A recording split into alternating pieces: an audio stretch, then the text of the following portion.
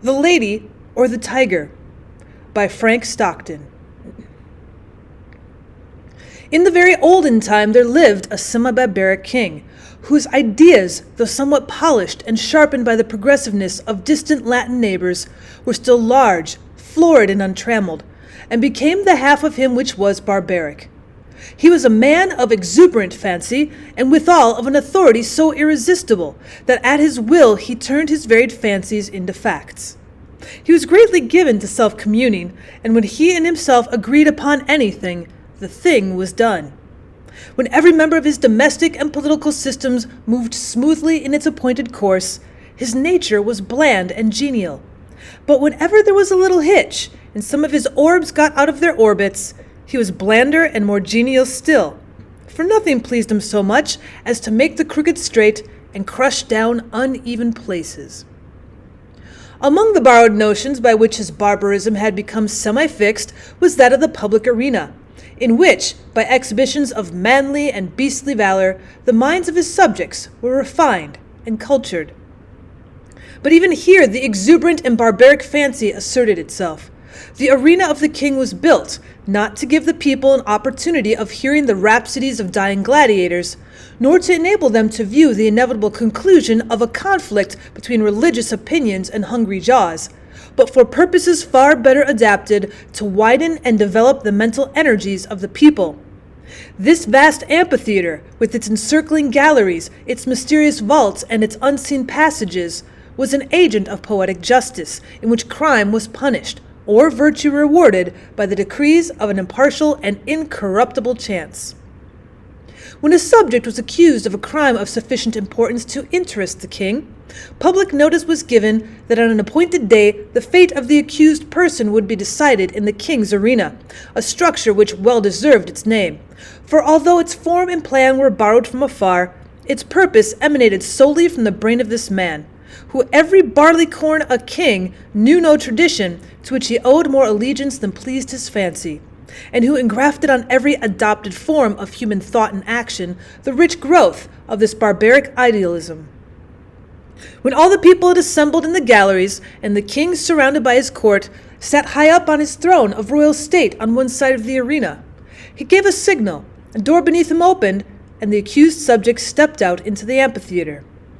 Directly opposite him, on the other side of the enclosed space, were two doors, exactly alike and side by side. It was the duty and the privilege of the person on trial to walk directly to these doors and open one of them. He could open either door he pleased. He was subject to no guidance or influence but that of the aforementioned impartial and incorruptible chance. If he opened the one, there came out of it a hungry tiger, the fiercest and most cruel that could be procured, which immediately sprang upon him and tore him to pieces as a punishment for his guilt. The moment that the case of the criminal was thus decided, doleful iron bells were clanged, great wails went up from the hired mourners posted on the outer rim of the arena, and the vast audience, with bowed heads and downcast hearts, wended slowly their homeward way, mourning greatly so that one so young and fair, or so old and respected, should have merited so dire a fate. But if the accused person opened the other door, there came forth from it a lady, the most suitable to his years and station that his majesty could select among his fair subjects. And to this lady he was immediately married, as a reward of his innocence. It mattered not that he might already possess a wife and family, or that his affections might be engaged upon an object of his own selection. The king allowed no such subordinate arrangements to interfere with his great scheme of retribution and reward. The exercises, as in the other instance, took place immediately and in the arena. Another door opened beneath the king, and a priest, followed by a band of choristers and dancing maidens blowing joyous airs on golden horns and treading in epithalamic measure, advanced to where the pair stood side by side, and the wedding was promptly and cheerily solemnized. Then the gay brass bells rang forth their merry peals, and the people shouted glad hurrahs, and the innocent man, preceded by children strewing flowers on his path, led his bride to his home. This was the king's semi-barbaric method of administering justice. Its perfect fairness is obvious. The criminal could not know out of which door would come the lady. He opened either he pleased without having the slightest idea whether, in the next instant, he was about to be devoured or married. On some occasions, the tiger came out of one door, and on some, out of the other. The decisions of this tribunal were not only fair, they were positively determinate. The accused person was instantly punished if he found himself guilty, and if innocent, he was rewarded on the spot, whether he liked it or not. There was no escape from the judgments of the king's arena. The institution was a very popular one. When the people gathered together on one of the great trial days, they never knew whether they were to witness a bloody slaughter or a hilarious wedding. This element of uncertainty lent an interest to the occasion which it could not have otherwise attained. Thus the masses were entertained and pleased, and the thinking part of the community could bring no charge of unfairness against this plan, for did not the accused person have the whole matter in his own hands? This semi-barbaric king had a daughter as blooming as his most florid fancies, and with a soul as fervent and imperious as his own. As is usual in such cases, she was the apple of his eye, and was loved by him above all humanity. Among his courtiers was a young man of that fineness of blood and lowness of station common to the conventional heroes of romance who love royal maidens. This royal maiden was well satisfied with her lover, for he was handsome and brave to a degree unsurpassed all in this kingdom, and she loved him with an ardor that had enough of barbarism in it to make it exceedingly warm and strong. This love affair moved on happily for many months, until one day the king happened to discover its existence. He did not hesitate nor waver in regard to his duty in the premises. The youth was immediately cast into prison, and a day was appointed for his trial in the king's arena. This, of course, was an especially important occasion, and His Majesty, as well as all the people, was greatly interested in the workings and development of this trial. Never before had such a case occurred. Never before had a subject dared to love the daughter of the king. In after years such things became commonplace enough, but then they were in no slight degree novel and startling. The tiger cages of the kingdom were searched for the most savage and relentless beasts, from which the fiercest monster might be selected for the arena, and the ranks of maiden youth and beauty throughout the land were carefully surveyed by competent judges in order that the young man might have a fitting bride in case fate did not determine for him a different destiny. Of course, everybody knew that the deed in which the accused was charged had been done. He had loved the princess, and neither he, she, nor anyone else thought of denying the fact. But the king would not think of allowing any fact of this kind to interfere with the workings of the tribunal, in which he took such great delight and satisfaction.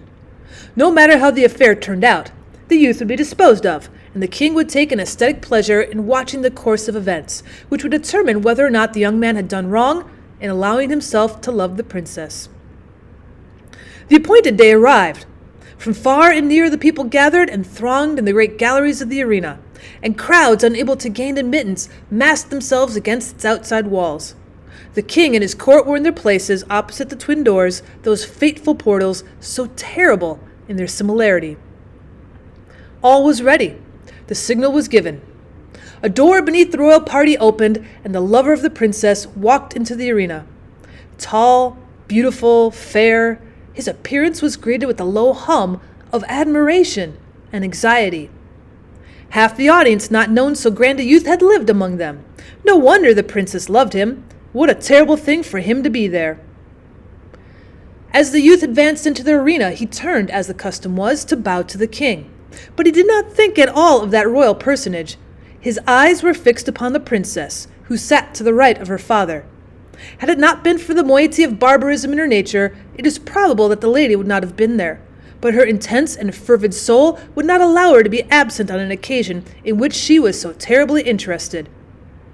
From the moment that the decree had gone forth that her lover should decide his fate in the king's arena, she thought of nothing, night or day, but this great event and the various subjects connected with it. Possessed of more power, influence, and force of character than anyone who had ever but been interested in such a case, she had done what no other person had done. She had possessed herself of the secret of the doors. She knew in which the two rooms that lay behind those doors stood the cage of the tiger, with its open front, and which waited the lady. Through these thick doors, heavily curtained with skins on the inside, it was impossible that any noise or suggestion should come from within to the person who should approach to raise the latch of one of them. But gold and the power of a woman's will had brought the secret to the princess. And not only did she know in which room stood the lady ready to emerge, all blushing and radiant should her door be opened, but she knew who the lady was. It was one of the fairest and loveliest of the damsels of the court who'd been selected as the reward of the accused youth, should he be proved innocent of the crime of aspiring to love one so far above him. And the princess hated her. Often had she seen, or imagined she'd seen, this fair creature throwing glances of admiration upon the person of her lover, and sometimes she thought these glances were perceived and even returned. Now and then she'd seen them talking together. It was but for a moment or two, but much can be said in a brief space. It may have been on the most unimportant topics, but how could she know that? The girl was lovely, but she had dared to raise her eyes to the loved one of the princess. And with all the intensity of the savage blood transmitted to her through long lines of holy barbaric ancestors, she hated the woman who blushed and trembled behind that silent door. When her lover turned and looked at her, and his eye met hers as she sat there, paler and whiter than anyone in the vast ocean of anxious faces about her, he saw by that power of quick perception which is given to those whose souls are one, that she knew behind which door crouched the tiger, and which behind stood the lady. He had expected her to know it. He understood her nature, and his soul was assured that she would never rest until she made plain to herself this thing hidden to all others lookers-on, even to the king. The only hope for the youth in which there was any element of certainty was based upon the success of the princess in discovering this mystery. And the moment he looked upon her, he saw she succeeded, as in his soul he knew she would succeed. Then it was his quick and anxious glance that asked the question, which? It was as plain to her as if he shouted it from where he stood. There was not an instant to be lost. The question was asked in a flash. It must be answered in another. Her right arm lay on the cushioned parapet before her. She raised her hand and made a slight quick movement toward the right. No one but her lover saw her. Every eye but his was fixed on the man in the arena. He turned, and with a firm and rapid step, he walked across the empty space. Every heart stopped beating. Every breath was held. Every eye was fixed immovably upon that man. Without the slightest hesitation, he went to the door on the right and opened it. Now the point of the story is this. Did the tiger come out of that door? Or did the lady? The more we reflect upon this question, the harder it is to answer. It involves a study of the human heart which leads us through devious mazes of passion, out of which it is difficult to find our way. Think of it, fair reader, not as if the decision of the question depended upon yourself, but upon that hot-blooded, semi-barbaric princess, her soul at a white heat beneath the combined fires of despair and jealousy. She had lost him, but who should have him? How often in her waking hours and in her dreams had she started in wild horror and covered her face with her hands as she thought of her lover, opening the door on the other side of which waited the cruel fangs of the tiger. But how much oftener had she seen him at the other door? How in her grievous reveries had she gnashed her teeth and torn her hair when she saw his start of rapturous delight as he opened the door of the lady? How her soul had burned in agony when she had seen him rush to meet that woman with her flushing cheek and sparkling eye of triumph, when she had seen him lead her forth, his whole frame kindled with the joy of recovered life, when she had heard the glad shouts from the multitude and the wild ringing of happy bells, when she had seen the priest with his joyous followers advance to the couple and make them man and wife before her very eyes, and when she'd seen them walk away together upon their path of flowers, followed by the tremendous shouts of the hilarious multitude, in which her one despairing shriek was lost and drowned. Would it not be better for him to die at once, and go wait for her in the blessed regions of semi-barbaric futurity? And yet that awful tiger, those shrieks, that blood. Her decision had been indicated in an instant, but it had been made after days and nights of anguished deliberation. She had known she would be asked. She had decided what she would answer, and without the slightest hesitation she had moved her hand to the right. The question of her decision is not one to be lightly considered, and it is not for me to presume to set myself up as the one person able to answer it. And so I leave it with all of you. Which came out of the open door? The lady or the tiger?